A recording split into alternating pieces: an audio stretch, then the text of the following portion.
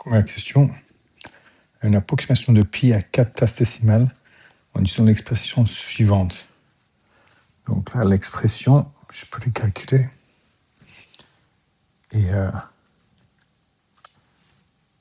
je mets tout de suite dans la calculatrice une attention avec les fractions.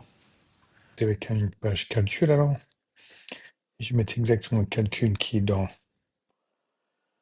la question, plus je mets fraction. J'ai un 1 sur la fraction et en bas, j'ai un 6 plus et encore une fraction, contrôle fraction. 13 sur 16. Contrôle entrée. Et voilà notre approximation de pi. Maintenant, je peux soit définir donc approx, parce que approx pi, c'est à peu près pi. Contrôle de point est égal à, et je sélectionne la valeur. C'est l'approximation qui est dedans. Non, il faut que je fasse le calcul. Donc c'est ici, je vais trouver dans, à côté du livre, je trouve les deux lignes verticales comme on a dans le livret de formule.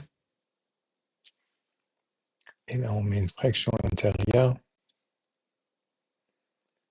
Et on prend l'approximation de pi, donc variable approximation de pi, moins pi lui-même, qui est là dans le bouton là, ça c'est pi, divisé par pi.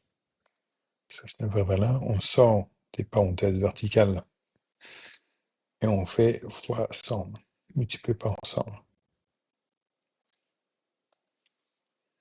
Voilà la réponse. Donc partie 1, c'est bien 3,1, 4, 6, 7, 8, etc. Il faut arrondir à 4 places décimales. 1, 2, 3, 4. Donc on a jusque-là. Donc c'est à peu près égal à 3,1, 4, 6, 8 à 4 places décimales. Maintenant, partie B, trouver le pourcentage d'erreur. Je prends déjà directement dans le livret des formules. Et dans le livret des formules, on a valeur absolue qui est absolue sur la calculatrice. Et c'est, je prends la valeur exacte par la valeur arrondie.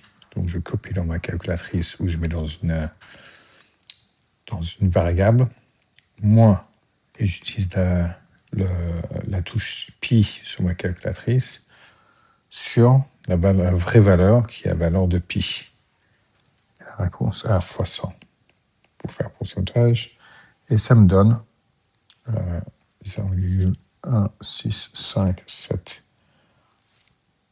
5, 4, qui est à peu près égal à 0,3, 4 pourcentage de 4 places décimales encore.